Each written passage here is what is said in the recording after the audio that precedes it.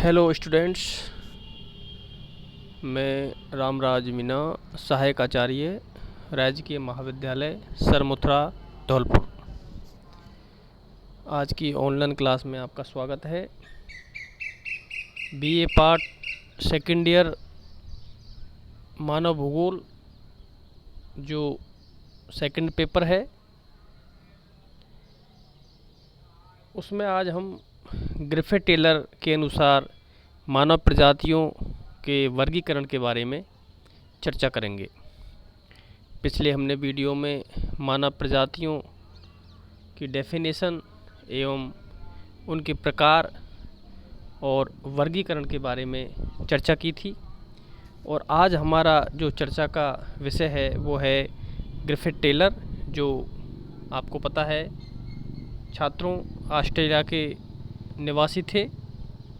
इन्होंने सबसे पहले मानव प्रजातियों का उद्भव बताया था, वर्गीकरण किया था कि मानव प्रजातियां सबसे पहले कहाँ पर इनका उद्भव हुआ था, और आज ये मानव प्रजातियां कौन कौन से महाद्वीप में पाई जाती हैं, कितने इनके प्रकार हैं और किस अवस्था में पाई जाती हैं। छात्रों, ग्रिफिथ टेलर ने जलवायु के चक्र तथा प्रजातियों के विकासात्मक सिद्धांत के आधार पर 1919 में मानव प्रजातियों का वर्गीकरण किया।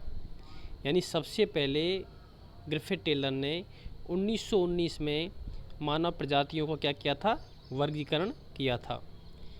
टेलर द्वारा प्रतिपादित सिद्धांत प्रवास कटिबंध सिद्धांत, इनके जो सिद्धांत का नाम था वो क्या था, प्रवास कटिबंध सिद्धांत। उन्होंने प्रजातियों के उद्भव, विकास तथा वर्तमान समय में पृथ्वी के विभिन्न भागों में उनके वितरण प्रारूप का विस्तृत वर्णन किया। टेलर महोदय ने प्रजातियों का उद्भव कहाँ पर हुआ है, उनका विकास कैसा हुआ है, और वर्तमान समय में पृथ्वी के विभिन्न भागों में यानी जो महाद्वीप है उनका वितरण कहाँ कहाँ पाया जाता है।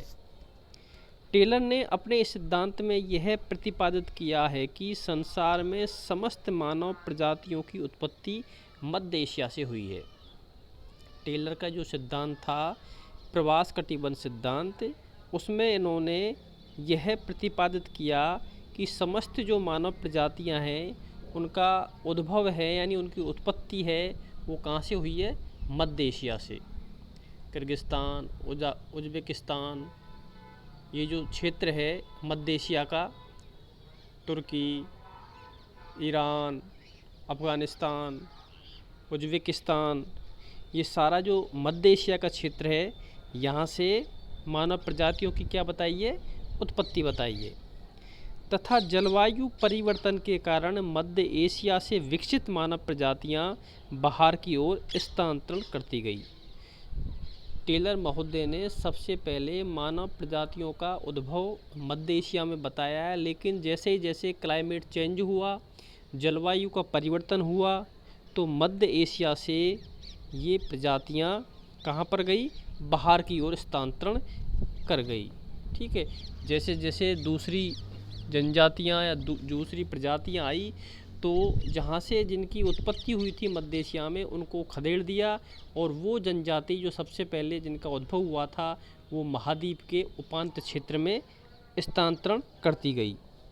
इसी तथ्य को ध्यान में रखकर टेलर ने बालों की बनावट यानी उसकी बालों की बनावट कैसी है तथा मानव की खोपड़ी का सूचांक के आधार पर मानव प्रजातियों को 7 भागों में बांटा।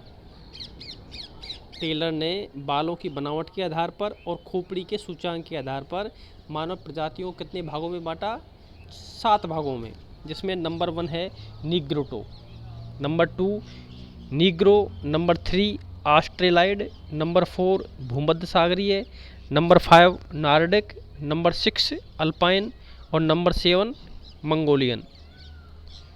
छात्रों, आगे हम इनका एक एक प्रजातियों का क्रम सिस्टमल ढंग से एक एक पर चर्चा करेंगे। तो हम चर्चा करते हैं निग्रोटो के ऊपर। सबसे पहले जो जनजाति टेलर ने जिनका उद्भव बताया है वो है निग्रोटो। निग्रोटो जनजाति यह सबसे प्राचीन क्या है, प्रजाति है, तथा सर्वप्रथम इस प्रजाति का उद्भव कहाँ पर हुआ है, मध्य एशिया में।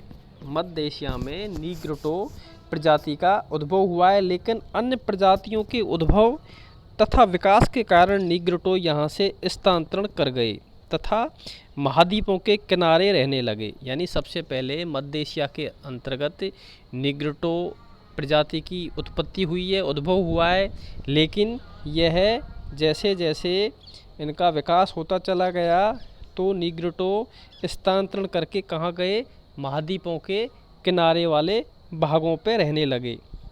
इनका कद है वो नाटा है, यानी इनका छोटा कद रहता है। इनकी त्वचा काली रहती है। इनकी नाक है वो चौड़ी होती है। जबड़ा आगे की ओर निकला हुआ होता है। ऊन की तरह गुथे हुए इनके छल्लेदार बाल होते हैं। सिर इनका लंबा तथा पतला होता है। इनका सिर है वो कैसा होता है, लंबा और पतला। आदि शारीरिक विशेषताएं पाई जाती हैं। वर्तमान समय में यह प्रजाति है वो श्रीलंका है, इधर Malaysia, Philippines, Indonesia, New Guinea, Uganda, French विश्वतरीय के क्षेत्र, कांगो बेसिन है, अमेरिका का कैमरून क्षेत्र है, इधर भारत में अंडमान निकोबार आदि द्वीपों में यह प्रजाति पाई जाती है। यहाँ पर पहाड़ी क्षेत्र हैं, यानी अंडमान निकोबार के पहाड़ी और संगन वनीय क्षेत्रों में निग्रोटो प्रजाति का निवास पाया जाता है। तो छात्रों, निग्रोटो प्रजाति कहाँ पाई जाती है, जो विश्वतरीय के क्षेत्र हैं, ठीक है, विश्वतरीय के क्षेत्र के आसपास यह प्रजाति पाई जाती है, जिसमें Sri Lanka, Malaysia, Philippines, Indonesia, New Guinea, Uganda, Congo basin, Cameroon, Andaman Nicobar द्वीप समूह, ये सारा क्षेत्र है वो कौन सी प्रजाति का है, निग्रोटो प्रजाति का है। दूसरी जो प्रजाति है वो है नीग्रो। इनका सिर लंबा तथा पतला। नीग्रो प्रजाति का सिर क्या होता है, लंबा होता है और पतला होता है। बाल इनके लंबे तथा घुंघराले होते हैं। त्वचा का रंग भूरा से हल्का लाल काला, कद छोटा, नाक चौड़ी तथा चपटी और जबड़ा आगे की ओर निकला हुआ पाया जाता है। निग्रो प्रजाति के लोग वर्तमान में अफ्रीका महाद्वीप में के पूर्वी भाग में तथा पश्चिमी सूडान एवं गिनी तट पर, दक्षिणी पूर्वी एशिया के द्वीपों में, पपुआ तथा न्यूगिनी में रहते हैं। यानी निग्रो प्रजाति के लोग हैं ये काले पाए जाते हैं और ये इनका अधिकांश भाग है वो अफ्रीका में पाया जाता है। इसके अलावा पश्चिमी सूडान, गिनी तट और दक्षिणी पूर्वी एशिया के द्वीपों में, जैसे पपुआ, न्यूगिनी, ये द्वीप हैं इंडोनेशिया के और मलेशिया के, यहाँ भी निग्रो प्रजाति पाई जाती है।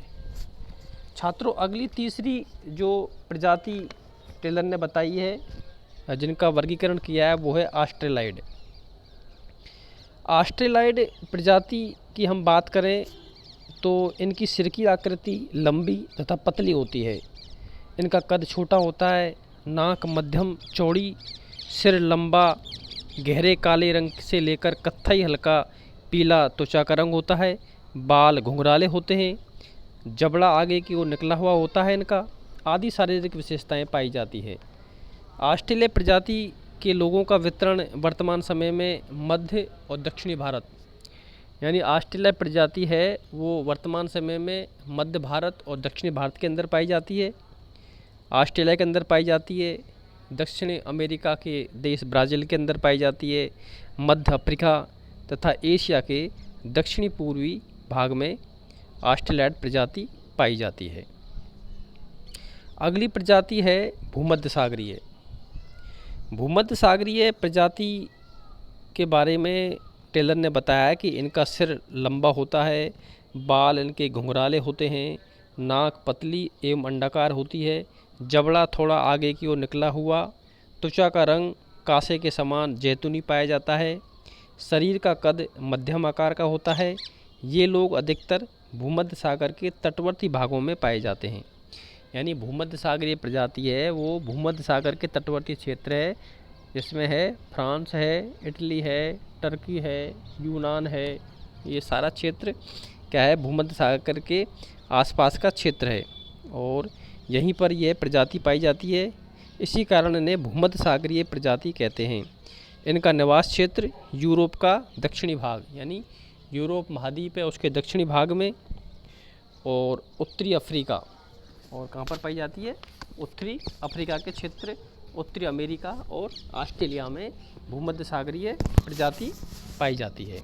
अगली हम प्रजाति के बारे में बात करते हैं, नॉर्डिक। छात्रों, नॉर्डिक प्रजाति की सिर की आकृति वो सामान्य होती है। लहरदार एवं अंडाकार कटान के इनके बाल होते हैं। नाक गरुड़ के समान लंबी और तथा आगे से नुकीली होती है इनकी।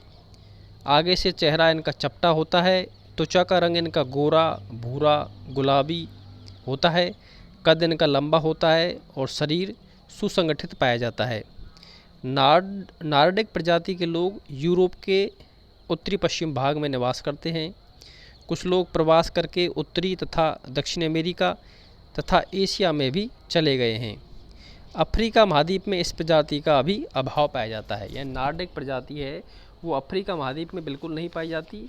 ये प्रजाति कहाँ है, यूरोप के उत्तर पश्चिम भाग में और दक्षिण अमेरिका में और एशिया में पाई जाती है। अगली जो प्रजाति है वो है अल्पाइन। अल्पाइन प्रजाति, इनका सिर चौड़ा होता है, बाल सीधे होते हैं, नाक इनकी लंबी और पतली होती है। त्वचा का रंग श्वेत होता है, भूरापन लिए हुए, गोरा, चेहरा सपाट पाया जाता है। इस प्रजाति के लोगों का निवास क्षेत्र यूरोप महाद्वीप के मध्य तथा दक्षिणी पूर्वी भाग में पाया जाता है। यानी अल्पाइन जो प्रजाति है वो यूरोप महाद्वीप के मध्य भाग में और दक्षिणी पूर्वी भाग में पाई जाती है। अगली और लास्ट जो प्रजाति बताई है टेलर महोदय ने वो है मंगोलियन। दोस्तों, मंगोलियन प्रजाति सभी प्रजातियों के बाद में विकसित होने के कारण इसे नवीनतम प्रजाति माना जाता है। यानी जो मंगोलियन प्रजाति है वो नीग्रो, निग्रोराइट, भूमध्य सागरीय, नॉर्डिक, अल्पाइन, ये सब के बाद इन प्रजातियों का उद्भव हुआ है, इसलिए इसको नई या नवीनतम प्रजाति माना जाता है।